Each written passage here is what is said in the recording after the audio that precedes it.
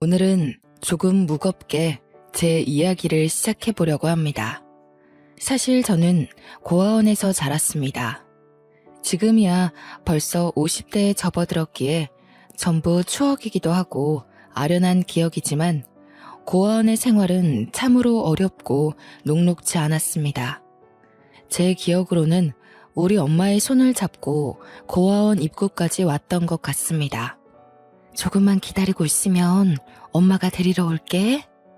그 말을 마지막으로 제게 손을 흔들고 사라졌던 엄마의 뒷모습.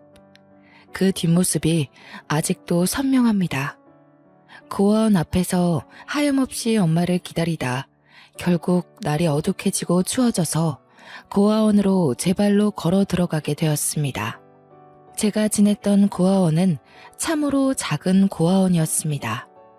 시설 자체도 크지 않아서 아주 몇 명의 아이들만 있었습니다. 그 아이들과 함께 한 방에 옹기종기 모여서 지내야만 했어요. 저처럼 엄마의 손에 이끌려온 아이도 있었고 너무 아기 때 와서 아무 기억이 없는 친구들도 있었습니다. 고아원에서 보살핌이라도 잘 받았으면 좋았으련만 고아원 원장님 부부는 참으로 모질고 못된 사람들이었습니다. 후원금에 눈이 멀어 항상 저와 친구들을 바깥으로 내몰았었습니다.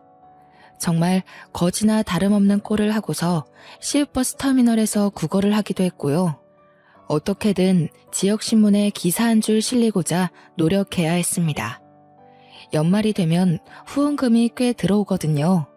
그 후원금을 노리고 고아원 아이들을 그 추운 겨울에 구멍난 외투, 솜이 다 빠진 외투를 입혀다가 길거리로 내몰았습니다.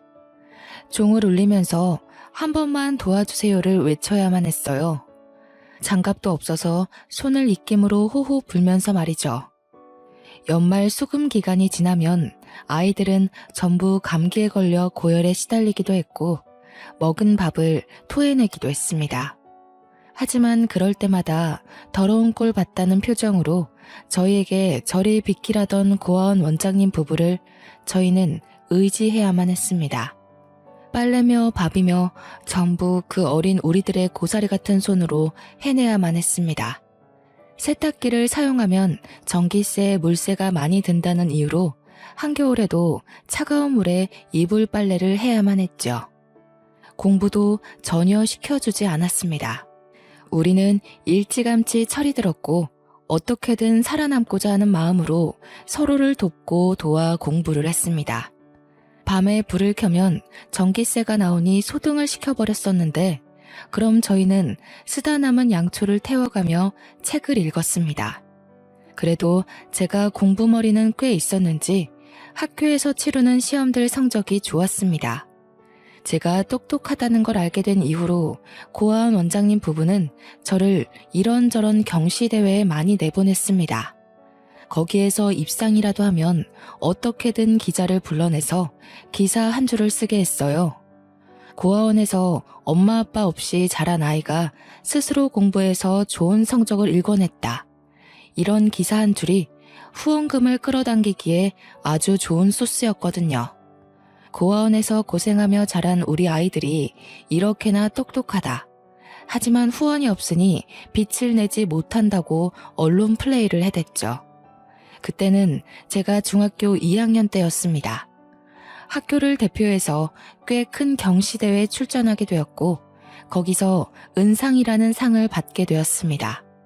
일부러 더 해진 옷을 입고 머리를 부스스하게 만든 다음 상장과 함께 사진을 찍었고 신문 한 켠에 작게 기사가 실리게 되었습니다. 그걸 본 자수성가 사업가 한 분이 우리 고아원을 전적으로 후원하기 시작했어요. 그때 처음으로 원장님 부부에게 칭찬을 받게 되었습니다. 중학교 3학년으로 올라가게 된 겨울, 자수성가한 사업가 아저씨는 고등학생인 아들의 봉사활동 점수를 채우기 위해 고아원에 와서 봉사를 시작하셨습니다. 후원금도 원장님 부부가 배불리 먹을 수 있을 만큼 주셨고 봉사도 매주 끊임없이 오셨습니다. 사업가 아저씨의 아들은 참 멀끔하고 멋있게 생겨서 그 고등학생 오빠가 저의 첫사랑이 되어버렸죠. 봉사를 가장하여 저에게 공부를 가르쳐 주기도 했었습니다. 그렇게 오빠와 친해지자 오빠는 다른 애 몰래 저를 더 챙겨주기 시작했습니다. 늘 구멍난 옷이 부끄러웠는데 제게 옷을 선물해 주기도 했고요. 공부하다가 언제든지 힘들면 연락하라며 휴대폰 번호를 쪽지에 써서 저에게 건네주었습니다. 그 쪽지를 정말 보물처럼 생각하고 잘 접어서 제 지갑에 보관해뒀습니다. 그 오빠는 대학생이 되었음에도 여전히 봉사활동을 했고 저는 고등학생이 되어 더욱 열심히 공부를 시작했습니다. 오빠가 다닌다는 명문대학교에 저도 꼭 입학하고 싶었거든요. 하지만 제가 20살이 되자 더 이상 오빠를 볼 수 없게 되었습니다. 오빠는 유학을 가게 되었고 저는 사회에 뚝 떨어지게 되었거든요. 20살이 되면 고아원을 나가야만 했으니까요. 제가 고아원에서 나올 때 어린 동생들이 얼마나 눈에 밟히던지 정말 눈물바람으로 하루를 보냈습니다. 저를 엄마처럼 따르던 아이들을 등지고 나오려고 하니 그냥 고아원에서 무료 봉사를 하며 눌러붙을까 하는 마음까지 들더라고요. 하지만 그럴 순 없었습니다. 제가 자립을 하고 일을 해야지만 동생들에게 옷 한 벌이라도 선물해 줄 수 있었으니까요. 그때부터 저는 안 해본 일이 없을 정도로 노력을 했습니다. 그 오빠가 다니던 명문대학교에 합격은 했지만 등록금을 도저히 마련할 수 없어서 입학을 하지 못했습니다. 학교의 사정을 말하니 학자금 대출에 대한 이야기도 해주었지만 은행에서는 제게 학자금 대출을 해줄 수 없다고 하더군요. 저는 결국 학교에서 많은 배려를 해주어 휴학을 할 수 있게 되었습니다. 자립금으로 받은 200만 원은 큰 돈으로 보였지만 정말 푼돈이더라고요. 월세방 하나 얻을 수 없어서 창문도 없는 월 35만 원짜리 고시원을 얻었습니다. 저는 아르바이트며 공장이며 택배 상하차며 닥치는 대로 일을 했습니다. 그때까지도 지갑에는 보물처럼 오빠의 연락처가 남아 있었어요. 물론 유학을 갔으니 없는 번호라고 생각하고 그저 마음의 위안만 얻으려고 가지고 있었던 거였지만요. 1년쯤 그런 생활을 반복하자 아무리 끈질기게 살아남은 잡초 같은 저라고 하더라도 너무 지치고 힘들더라고요. 그래서 믿져야 본전이라는 생각으로 오빠의 연락처로 전화를 걸어보았습니다. 여보세요? 하는 소리가 들리는데 너무나도 익숙한 목소리더군요. 저는 아무 말도 하지 못하고 당황해서 하는 소리만 냈습니다. 그러자 오빠가 먼저 묻더라고요. 혹시 미나니? 왜 이제서야 연락을 했어? 한국에 오자마자 고아원에 갔더니 너는 이미 사회로 나갔다고 하고 너 연락처도 모른다고 하시고 내가 얼마나 걱정했는데. 저는 그 따뜻한 말에 눈물을 쏟아내고 말았습니다. 나를 버리고 간 엄마도 단 한 번도 나를 찾지 않았는데 저에게 온정을 베풀어준 사람이 저를 찾기까지 했다고 하니까요. 제가 울음을 터뜨리자 오빠는 당황했고 지금 어디냐고 얼굴 보고 만나서 이야기를 하자고 했습니다. 그래서 저는 오빠와 약속을 잡았고 약속 장소에 나가니 오빠와 아저씨도 나와 계시더라고요. 너무 오랜만에 보는 분들이라 저도 모르게 또 눈물이 왈칵 터져 나왔습니다. 저를 토닥여 주시더니 어찌 살아왔느냐고 물어보시더라고요. 저는 1년 동안 고생한 이야기와 대학 등록금이 없어서 휴학 중이라는 이야기까지 모조리 털어놓았습니다. 그래서 지금 고시원에서 살고 있으면서 택배 알바까지 하고 있다고? 제가 취직할 수 있는 회사가 몇 개 없어서요. 그런데 택배 회사는 돈도 많이 주거든요. 몸은 힘들지만. 그래도 학생이 공부를 해야지. 그렇게 일만 해서는 아무것도 안 돼. 2년까지 휴학할 수 있다고 하길래 내년까지만 더 고생해 보려고요. 등록금을 모아놔야 그래도 졸업까지 어느 정도 버틸 수 있을 것 같아요. 그렇게 힘든 상황에서도 노력해서 우리 아들과 같은 학교에 입학했다는데 내가 어떻게 모른 척 할 수 있겠니? 그럼 이렇게 하자. 등록금을 내가 내줄 테니 다음 학기에는 학교에 다니는 걸로 하자. 저는 정말 새가 되어 날아갈 수 있을 것만큼 기뻤습니다. 아저씨는 아무 조건 없이 제 대학 등록금을 내주시기로 했고, 나중에서야 그게 너무 죄송하다는 마음이 들었습니다. 하지만 오빠는 당연히 잘해서 주는 거라며 부담 갖지 말라고 했어요. 모아둔 돈은 학교 근처에 월세를 얻어서 살았으면 한다고 하셨지만 학교 근처에 집값이 꽤 비싸서 그럴 순 없겠더라고요. 저는 아저씨의 도움으로 대학에 등록을 했고 성적이 우수한 학생들에게만 준다는 성적 장학금을 받기 위해 노력했습니다. 물론 4년 내내 장학금을 받을 순 없었지만 그래도 중간에 여러 번 장학금을 받기도 했습니다. 제가 장학금을 받았으니 이번 등록금은 안 주셔도 된다고 말했지만 아저씨께서 비상금으로 가지고 있다가 생활비로 쓰라며 거절하셨어요. 넓은 마음에 또 한 번 감동을 받게 되었죠.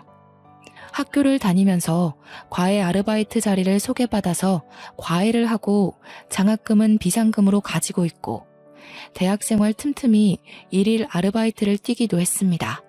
누구보다 시간을 쪼개 쓰면서 바쁘게 살았고 등록금을 지원받은 이후로는 단 한 번의 휴학도 없이 학교를 졸업할 수 있게 되었습니다. 누구보다 치열하게 살았기 때문에 취업 전선에 뛰어드는 건 고민도 되지 않았습니다. 그런데 아저씨께서 제게 제안을 하시더라고요. 아저씨네 회사로 취직을 하는 게 어떻겠느냐 하셨어요. 솔직히 제 성적에 더 좋은 대기업으로 갈 수 있는 길이 열려있긴 했지만 그동안 받았던 은혜를 보답하고자 하는 마음도 있었기에 좋다고 했습니다. 아저씨는 대단한 영재가 입사하게 되었다면서 좋아하셨어요.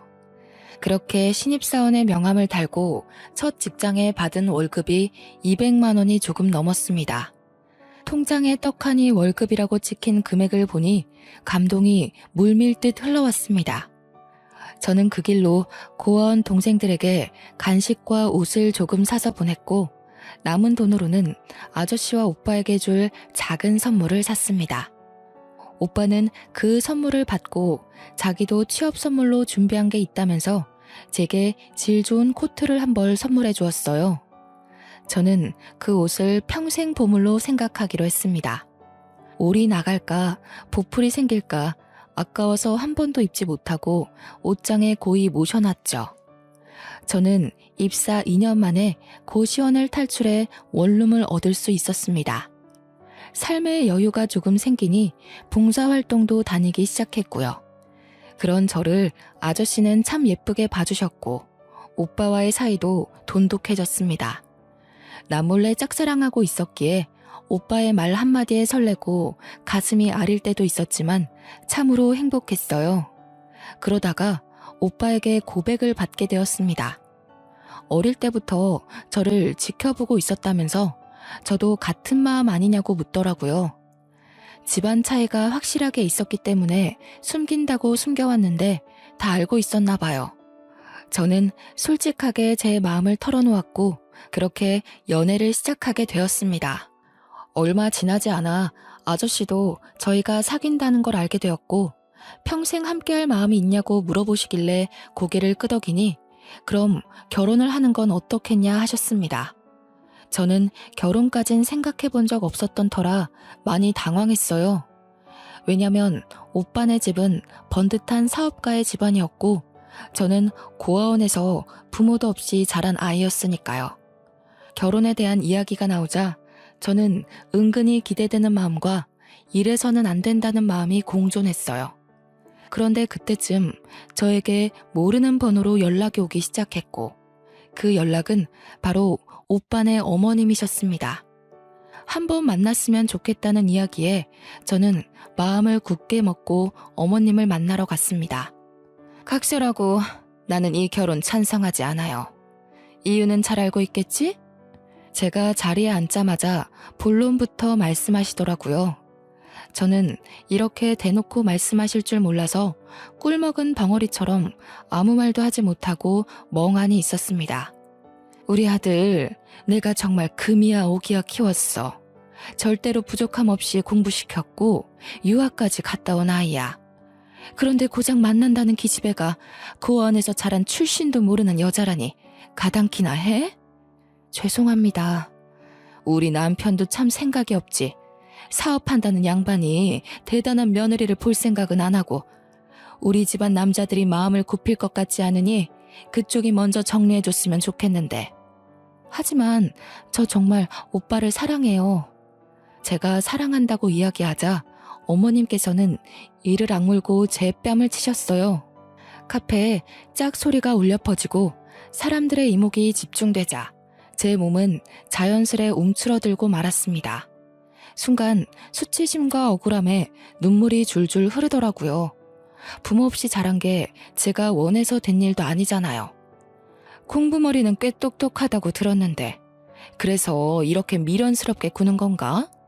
우리 아들 잡아서 한몫 건져보려고? 내가 돈이라도 줘야 떨어져 나갈 거야? 돈 필요 없어요. 그냥 오빠를 너무 사랑해서. 돈도 필요 없다는 게 그렇게 대학 등록금까지 아득바득 챙겨갔니? 내가 불쌍한 애라고 도와준다길래 허락한 건데 며느리 자리까지 넘보는 건 선 넘었지. 저는 아무 말도 할 수 없었습니다. 따지고 보면 틀린 말도 아니었어요. 물론 오빠에 대한 저의 사랑은 순수한 거였지만 어머님께서 보시기엔 순수하지만은 않을 것 같았죠. 그날 그런 만남을 뒤로하고 집으로 돌아왔는데 예고도 없이 오빠가 집으로 찾아왔습니다. 오늘 우리 어머니 만났다면서 왜 말도 안 하고 그런 자리에 나갔어? 오빠의 반응을 보니 이미 어머니께서 반대하고 있다는 걸 알고 있는 눈치였습니다. 저만 모르고 있었다는 사실이 또 한 번 가슴을 후벼 파더라고요. 오빠 혼자서 얼마나 아등바등 노력했을까 하는 생각 때문에요. 내가 뒤집어 엎고 나왔어. 2번 다신 너한테 함부로 못하실 거야. 미안해. 이런 일을 겪게 해서. 제가 뺨을 맞았다는 것까지 알았는지 오빠는 제 얼굴을 문질러주며 꼭 결혼하자고 말해주었습니다. 어떤 반발심에서 나온 건지 모르겠지만 저는 고개를 끄덕였습니다. 그 뒤로부턴 일사천리였어요. 오빠는 어머님의 반대를 무릅쓰고 결혼 준비를 강행했고 시아버지가 될 아저씨도 제 편에 서주셨습니다. 결혼을 준비하는 동안 단 한 번도 시어머니의 모습을 볼 수 없었지만 그래도 행복했어요. 고아원에서 자라 제대로 된 가족도 없이 자랐는데 결혼만 하면 온전한 제 가족이 생긴다는 느낌을 받았기 때문이었습니다. 결국 시어머니와는 대화 한 번 하지 못한 채 결혼을 하게 되었습니다. 식장에서 손을 잡아줄 아버지가 계시지 않았기 때문에 남편의 손을 잡고 버진로드를 걸었어요. 혼주석이 텅 비어 있었지만 남편이 제 옆에 서 있다는 것만으로도 마음이 든든했습니다. 그렇게 어영부영 마련한 신혼집에 들어가 신혼생활을 시작한 지 얼마 되지 않아 악재가 겹치기 시작했습니다. 시아버지께서 갑자기 쓰러지신 거예요. 뇌혈관에 문제가 생겼다고 들었는데 정확한 병명은 잘 모르겠더라고요. 그렇게 몇 주간 의식을 찾지 못하셔서 제가 옆에서 꾸준히 병간호를 했어요. 시어머니께서는 저를 계속 불편해하고 계셨기 때문에 마주치지 않으려고 애를 써야 했습니다. 지극정성으로 간호를 했지만 시아버지께서는 결국 정신을 차리지 못하시고 하늘의 별이 되어야만 했어요. 그때 저는 정말 정신이 없었습니다. 남편도 시어머니도 혼이 쏙 빠지게 눈물만 흘리고 있었고요. 저는 정말 시아버지가 아니었으면 지금까지 택배 일이나 하며 고되게 살았을 거란 생각이 들어 너무 슬펐어요. 저를 이렇게 아끼고 사랑해주시고 결국 가족으로까지 받아주셨는데 앞으로 행복하게 오래오래 살고 싶었는데 한순간의 병으로 이렇게 무기력하게 세상을 떠나시다니 제 마음을 얼마나 슬펐겠어요. 장례를 마치고 슬픔이 채 가시기도 전에 저와 남편은 신혼집을 처분했습니다. 시어머니 혼자서 그 큰 집에서 지내시는 게 너무 외롭고 쓸쓸하실 것 같아서 남편과 시댁으로 들어가기로 결심했어요. 처음에는 불편해하셨던 시어머니께서도 집안에 사람 냄새가 나기 시작하자 오히려 더 좋아하시는 것 같았습니다. 하지만 문제는 여기서부터 시작이었어요. 시아버지께서 돌아가시자 갑자기 회장직이 공석이 되어버린 탓이었죠. 남편은 아직 일을 배우고 있는 단계였고 저 또한 말단 직원이었기에 회장직을 맡을 수 있는 사람이 없었습니다. 이 사회에서는 독촉을 하지 앉을 준비가 된 사람은 없지. 결국 이 사회에서 시어머니를 그 공석에 앉히자는 의견이 나왔고 시어머니께서는 받아들이셨습니다. 하지만 회사 일을 잘 모르시던 어머니께서도 무척 힘들어하셨습니다. 대신 권력은 생기셨죠. 시어머니의 도장 없이는 아무것도 할 수 없는 회사가 되었거든요. 남편은 그때부터 경영직 자리를 맡기 위해 누구보다 열심히 일을 해야 했습니다. 그때마다 시어머니의 채찍질도 따라왔고요. 남편은 지쳐가고 그런 남편을 보는 저 또한 지쳐갔습니다. 권력의 재미를 맛본 시어머니께서만 신이 나셨죠. 그때부터였을까요? 시어머니께서는 슬슬 집안 살림에도 참견을 하기 시작하셨습니다. 사람 냄새가 나서 좋다고 하셨는데 이제는 일만 하느라 집안 살림을 돌보지 않는다며 저를 구박하기 시작하셨어요. 세상에, 이불 빨래는 언제 하고 안 한 거니? 2주 전에 했어요, 어머님. 2주나 됐단 말이야? 이번 주말에는 이불이랑 커튼도 좀 빨아라. 커튼은 이번 환절기 때 이미 빨았는데.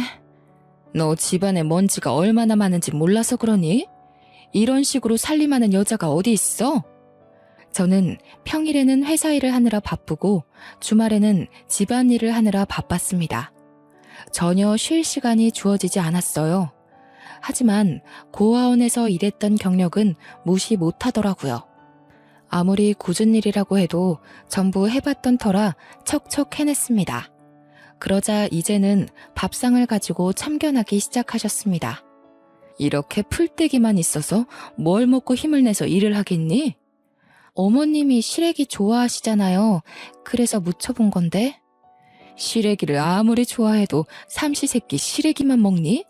바깥일 한다고 유세라도 떠는 거야 지금? 시어머니께서 주구장창 일을 관두고 집안 살림에 신경을 쓰라고 요구하셨고 결국 몇 년을 다닌 직장을 결혼 1년도 채 되지 않아 포기하게 되었습니다. 집에서 살림만 하기 시작하자 그때부터는 더욱 잔소리가 심해졌습니다. 너 걸레질 언제 했어? TV장에 먼지 앉은 것 좀 봐라. 집에서 놀고 먹는 주제에 이런 거 하나 똑부러지게 못하니? 저는 매일 책 잡히지 않기 위해서 쓸고 닦고를 반복해야 했어요. 온 집안에서 광이 날 정도로 닦아대니 나중에는 주방 가전 위에 기름때가 앉았다고 혼을 내시더라고요. 저는 매일같이 기름때를 지우고 먼지를 닦아내며 하루를 보내야 했습니다. 하루 이틀은 괜찮았는데 몇 주째 반복이 되니 허리도 아프고 온몸이 쑤시더라고요. 제가 고생하는 걸 아는 남편이 하루는 마사지를 해주겠다고 제 어깨를 주물러주고 있는데 시어머니께서 방문을 벌컥 열고 들어오시더라고요. 지금 뭐 어떡하는 거야? 바깥에서 하루 종일 일하다가 온 남편을 이런 식으로 부려먹어? 내내 집에서 쉬는 주제에? 도끼 눈을 뜨고는 저에게 소리를 지르는 시어머니께 저는 대꾸 한마디를 할 수가 없었습니다. 남편도 너무나도 지친 것이 보였고 저까지 나서서 분란을 만들 필요가 없다고 생각했어요. 남편도 입을 꾹 말고 제 편을 들어주지 않자 시어머니께서는 이때다 싶으셨는지 저를 더욱 구박했습니다. 밥상을 뒤집어 엎는 건 늘상 있는 일이 되었고 어느 날부터 남편은 아침 식사를 하지 않고 출근을 했습니다. 아침에 밥을 먹으면서 이런 꼴을 보자니 체하는 것 같다고 하더라고요. 시어머니께서는 제게 옷 다림질이 마음에 안 든다면서 얼굴에 빨랫감을 던지기도 하셨습니다. 내가 분명 오늘 중요한 회의 있다고 블라우스 다려놓으라고 했는데 그거 하나 제대로 못해서야 원. 저에게 회사에 일이 있으니 얼른 차려입고 나오라는 남편의 말에 아껴두었던 남편이 선물해준 코트를 입고 나가니 시어머니께서 진절머리 난다는 듯 제게 말씀하셨어요. 도대체 이게 언제적 디자인의 코트니? 이래서 고아티는 못 버는 거라던데 정말 쪽팔려서 어디 데리고 다니지도 못하겠다. 내가 돈을 안 주니? 남편이 생활비를 안 줘? 명품까지는 못 사 입더라도 적어도 브랜드 옷은 입어야 할 거 아니야. 이 코트 그이가 사준 거라서요. 아무리 그래도 그렇지. 이런 격식 있는 자리에 와봤어야 알지. 내가 정말 쪽팔려서 너를 며느리라고 소개시켜줄 수 있겠니? 너는 나뿐만 아니라 네 남편, 돌아가신 시아버지 얼굴에도 먹칠하는 거야. 그럴 때마다 저는 남편이 저의 편을 들어주길 원했지만 남편은 너무 지쳐있는 상태였어요. 본인 생활도 너무 벅찬 와중에 이러한 사소한 싸움까지 신경 쓰고 싶지 않았던 거겠죠. 결국 남편은 저를 외면했고 돌려져 버린 고개에 저는 너무나도 속이 상했습니다. 남편과 이야기를 해도 늘 저에게 네가 참아, 네가 참아 하는 말만 반복했고요. 저는 가정이 있음에도 불구하고 꼭 고아원에서 지냈던 그 시절로 돌아간 것만 같은 기분이 들었습니다. 시어머니의 쓸데없는 트집이 반복될수록 남편은 저에게서 점점 멀어졌어요. 회사에서도 시달리는데 집에서까지 시달리고 싶지 않으니 외면하게 되는 거였겠죠. 그런 남편을 이해하려고 하면서도 속상했고 저는 점점 마음의 문이 닫히게 되었습니다. 급하게 남편의 출장이 잡혀 저는 집에서 남편의 짐을 싸게 되었습니다. 집에 얼굴만 쓱 비추고 출장을 떠나야 한다는 말에 서운하기보단 시어머니와 단둘이 지내야 할 3박 4일이 더욱 걱정이었습니다. 그래도 남편이 있을 때는 소리만 지르고 욕은 안 하셨는데 남편이 없으면 정말 어떤 일이 벌어질지 무섭기까지 했어요. 저는 벌벌 떨리는 손을 감추고 남편의 출장기를 배웅했습니다.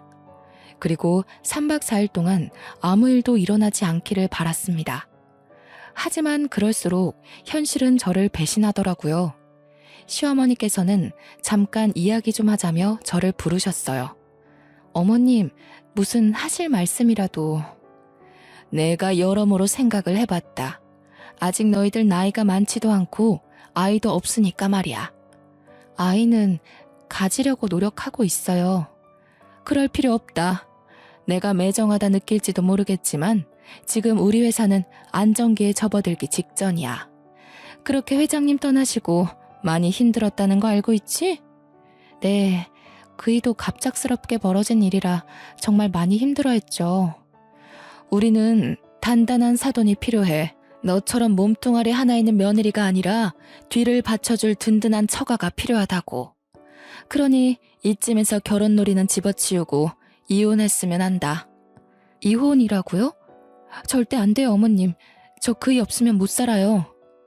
내가 너 이렇게 나올 줄 알았어. 그래서 일부러 우리 아들 출장 간 사이에 이야기한 거야. 위자료는 섭섭지 않게 챙겨줄 테니 여기에 도장 찍고 나가라. 갑자기 이러시는 게 어딨어요. 저 그동안 잘해왔잖아요, 어머님. 너 고생한 거야 내가 모르겠니? 일일이 트집 잡아서 어떻게든 제풀에 지치기를 바랬는데 너는 도통 떠날 생각이 없고 그러니 내가 솔직하게 말하는 수밖에 없지 않겠니? 너는 우리 집안에 도움을 줄 친정이 없잖니. 나는 그런 단단한 사돈이 필요하고 너 생각만 하지 말고 우리 집안과 우리 회사를 생각해보렴. 너의 이기심에 모두를 죽이려고 하지 말고. 제가 이혼하면 다 된다는 말씀이세요? 우리 아들 인기 많았다. 이혼남이라는 타이틀이 따라붙어도 좋다고 할 여자들 많아. 어머님, 위자료로 3억 줄게. 너만 아니면 집안 빵빵한 며느리가 들어왔을 거다. 우리 아들 지금 회사에 제대로 자리 잡고 문제없이 운영해왔을 거야. 저는 결국 제 욕심에 남편을 망하게 할 수 없다는 생각이 자리 잡았어요. 시어머니께서는 도장을 찍은 저를 보고 바로 계좌로 3억을 보내주셨습니다. 마치 미리 준비해뒀던 것처럼 이혼은 쉽사리 이루어졌어요. 저는 남편이 돌아오기 전날까지 몇 가지 없는 짐을 쌌고 시어머니는 그런 저에게 단 한 번의 눈길도 주지 않으셨습니다. 저는 눈물을 뚝뚝 흘리며 캐리어 2개를 끌고 집을 나오게 됐습니다. 남편이 개통해 주었던 휴대폰도 없애버리고 서울에 있다가는 마주칠 것만 같은 기분이 들어서 무작정 버스터미널에서 버스를 타고 시골에 내려왔어요. 어느 동네인지도 모를 곳에서 소 울음소리가 들리는 작은 집 하나를 얻었습니다. 다 쓰러져가는 집이었고 부엌이 바깥으로 연결되어 있어 상당히 불편한 주택이었지만 마음은 편안하더라고요. 혼자 사니까 외롭고 적적하지만 그럼에도 불구하고 자유를 얻은 듯한 기분이었어요. 하지만 스트레스가 많이 쌓여 있었던 터라 속이 미식거리고 몸이 영 좋지 않더라고요. 며칠을 토하고 울기를 반복하다가 생리가 늦어진다는 생각이 들어 읍내에 있는 산부인과에 진료를 받으러 갔습니다. 축하드려요. 임신 5주입니다. 아직 안정기는 아니니까 조심하시고요. 12주에 간단한 검사들 하러 내원하시면 됩니다.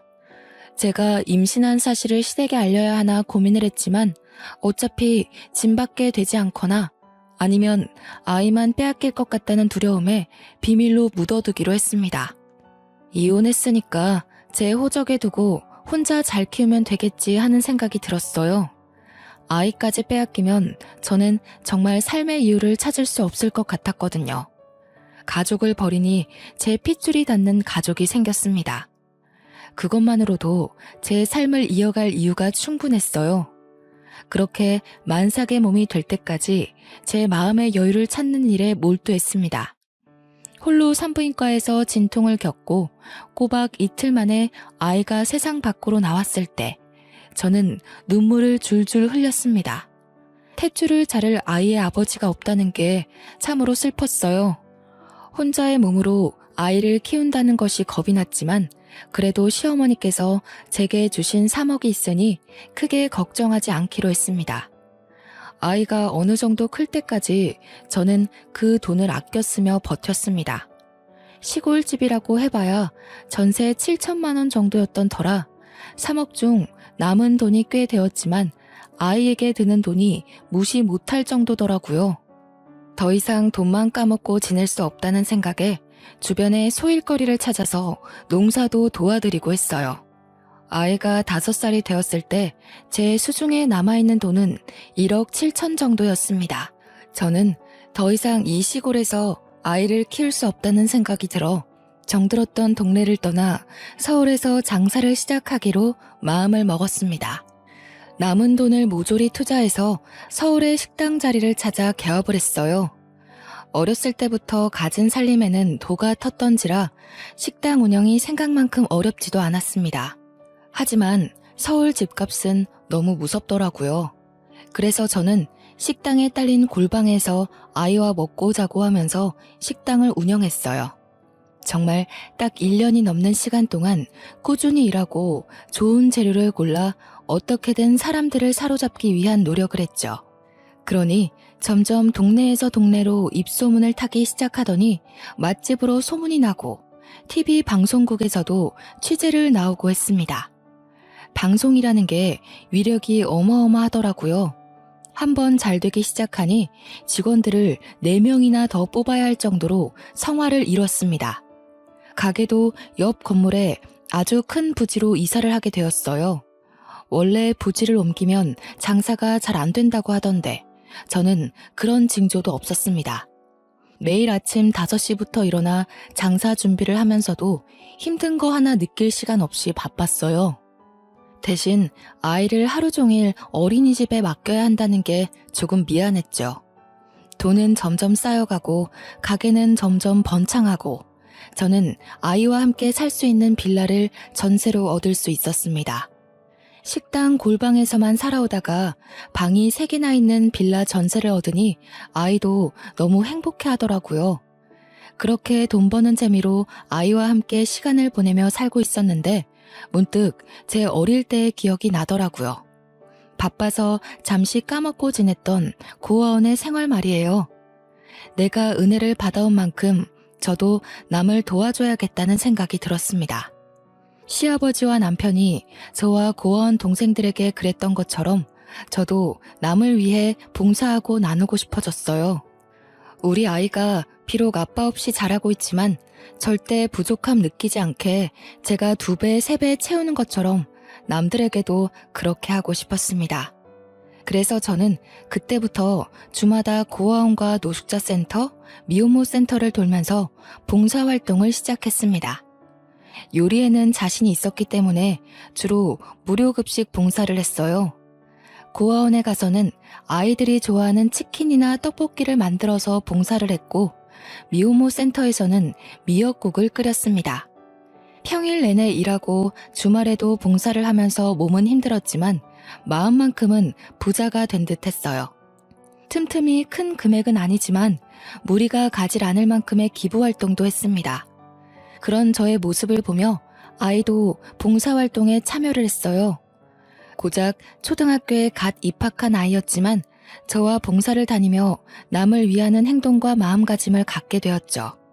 저 아이는 참으로 행복했습니다. 그러던 어느 날 제가 서울역에 무료 급식소 봉사를 나간 날이었습니다. 어느 때와 다름없이 줄을 서 있는 노숙자들에게 밥을 퍼서 주고 있었는데 제 앞에 우뚝 서서 시래기 반찬을 더 달라고 말하는 할머니 노숙자의 목소리가 귀에 익더라고요. 고개를 빼꼼 내밀어 얼굴을 확인하니 충격적이게도 저를 내쫓으셨던 전 시어머니였습니다. 어머님? 저를 보고는 벌벌 손을 떨기 시작하는데 제가 너무 놀래서 여기서 뭐 하시냐 물어보니 입을 열지 못하시더라고요. 일단 줄이 밀려있던 터라 자리를 잡고 앉아 계시라고 말한 뒤 다른 봉사자에게 잠시 자리를 비운다고 말하고는 어머님이 앉아 계신 자리로 갔습니다. 제가 오든 말든 상관도 안 하시고 앉아서 밥을 허겁지겁 먹고 계시더라고요. 손톱에는 검은 때가 잔뜩 끼어 있고 언제 씻은 건지 가늠도 되지 않게 냄새까지 고약했습니다. 식사를 마칠 때까지 기다리니 그제서야 얼굴을 들어 제 얼굴을 보고는 눈물을 흘리시더군요. 여기서 뭐 하세요? 왜 이런 모습으로? 내가 천벌을 받은 게지. 천벌을 받은 게야. 그때부터 울면서 이야기를 시작하시는데 저는 정말 상상도 못했던 일들을 겪으셨더라고요. 그날 네가 짐 싸들고 나간 날 너를 그렇게 보내는 게 아니었는데 다음 날 아들이 집에 오자마자 너를 찾더구나. 나는 이혼 서류를 보여주고 네가 이것만 남기고 집을 떠났다고 했어. 처음에는 전혀 믿질 않더구나. 너에게 전화를 걸었는데 없는 번호로 나오니까 그때부터 애가 실성한 사람처럼 너를 찾기 시작하는데 네가 살았던 고아원에서 몇 날 며칠을 밤을 새우고 돌아오기도 하고 너를 찾겠다고 전국을 이잡듯이 뒤지더라. 근데 어디로 숨었는지 아주 꼭꼭 잘도 숨었대. 혹시라도 마주치면 마음이 바뀔까봐 시골에 집을 얻어 죽은 듯이 살았어요. 그래, 그랬겠지. 내가 오죽 모질게 굴었니. 그 뒤로 우리 아들은 술독에 빠져 살았단다. 매일 술만 먹고 회사 출근도 안 했지. 그것까진 괜찮았는데 문제는 회사 어음이 터지면서였어. 경영이라고는 하나도 몰랐던 내가 권력만 쥐고 있으니 해결이 되었겠니? 아들은 회사 일에서 완전히 손을 놓았지. 나는 어음을 막으려고 집도 팔고 차도 팔았지. 그런데도 결국 수습이 안 돼서 회사는 넘어가게 되고 나는 빈털터리가 되었단다. 그 와중에 아들은 간에 무리가 와서 병원 신세를 지게 되었고. 그이가 아파요? 수술이 필요한 정도는 아닌데 평생 약은 달고 살아야 한다더라. 그 약값은 감당이 안 되지. 돈은 없지. 결국 얻어놨던 전세까지 모두 처분해서 아들을 요양병원에 밀어넣고 나는 이런 신세가 되었어. 결국 나이 60대 후반에 노숙자의 길을 걷게 된 것이었습니다. 저는 어머님께 이 자리에서 기다리라고 말씀드린 뒤 봉사자들에게 사정을 설명하고 중간에 어머님을 모시고 나왔습니다. 비록 저에게 모질게 굴었던 어머님이지만 차마 잘됐다고 조롱할 수 없겠더라고요. 그대로 목욕탕으로 모시고 가서 묵은 때를 전부 벗겨드렸습니다. 그리고는 우리 집으로 모시고 가서 이부자리를 깔아드렸어요. 학원에 갔다가 집으로 돌아온 우리 딸을 보고서는 어머니께서 까무러칠 듯 놀라셨습니다. 엄마, 누구셔? 인사드려야지. 할머니야. 아이고, 내가 너무 못됐다. 내가 너무 잘못했어. 임신한 줄도 모르고, 우리 손녀딸이 있는지도 모르고. 어머님께서는 제게 무릎을 꿇고 손을 싹싹 빌면서 눈물을 흘리셨어요. 아이는 놀라서 할머니 왜 그러냐고 일어나라고 하고 저도 눈물만 하염없이 흘렀죠. 여자 혼자서 아이를 키우며 당했던 조롱이며 고통이 고스란히 떠올랐던 터였습니다. 저는 용서는 쉽게 할 수 없겠다고 했지만서도 어머님이 집에서 편안하게 지내실 수 있도록 도와드렸어요. 다음날 어머님과 아이의 손을 붙잡고 남편이 입원해 있다는 요양병원으로 갔습니다. 병실 문을 열자 창밖만 하염없이 바라보고 있는 남편의 뒷모습이 보이더라고요. 뒷모습이 너무나도 쓸쓸했지만 오랜 시간 사랑했던 그 오빠의 모습 그대로를 간직하고 있었습니다. 민주야, 저분이 민주 아빠야. 얼른 아빠 하고 달려가봐. 아빠? 남편은 달려오는 딸아이를 보고 눈이 휘둥그레 커졌습니다. 그리고 저를 한번 보고 딸아이를 한번 보고 그렇게 몇 번을 번갈아 보더니 오열을 하더라고요. 차마 소중한 딸을 끌어안지도 못한 채 허리춤에 매달리는 딸의 머리만 쓰다듬으면서요. 나에게 딸이 있었다니 이 소중한 존재도 모르고 여보, 내가 정말 잘못했어. 그렇게 당신이 힘들 때 나 힘들다고 외면하고 무시했던 게 정말 아직까지 가슴에 응어리로 남아있어. 오직 힘들었으면 그 여리고 착한 당신이 나를 떠났을까 싶어서 다 내 잘못 같았고. 눈물을 줄줄 흘리면서 저에게 미안하다고 가까이 와달라고 손짓을 하는데 시어머니께서 슬쩍 제 등을 떠미시더라고요. 그렇게 한 걸음 한 걸음 다가가는데 시야가 뿌옇게 변했습니다. 저도 모르는 사이에 눈물이 흐르고 있었던 거예요. 제가 우니 아이도 울고 남편 시어머니 할 것 없이 눈물바다를 이뤘습니다. 한참을 울고 회진을 돌던 의사의 말을 들어보니 치료는 꾸준히 해야 하나 수술할 정도는 아니라고 하시더라고요. 재산을 전부 처분했던 터라 오갈 곳 없는 남편과 시어머니를 저희 집으로 모시게 되었습니다. 남편도 집이 없어서 요양병원에 입원했던 거였기에 통원 치료를 약속하고는 집으로 돌아왔어요. 시어머니께서는 다음 날부터 저를 도와 식당에 출근을 시작하셨습니다. 저는 몇 번이고 고된 일이라며 말렸지만 일을 하시겠다며 빚을 갚겠다는 어머님을 말릴 수가 없었어요. 남편은 꾸준한 통원 치료와 본인의 의지로 지금까지 탈없이 잘 이겨내고 있습니다. 아직 몸은 많이 약해져 있지만 충분히 이겨낼 수 있을 거라고 믿고 있어요. 지금은 딸아이와 온 가족이 함께 행복하게 살고 있습니다.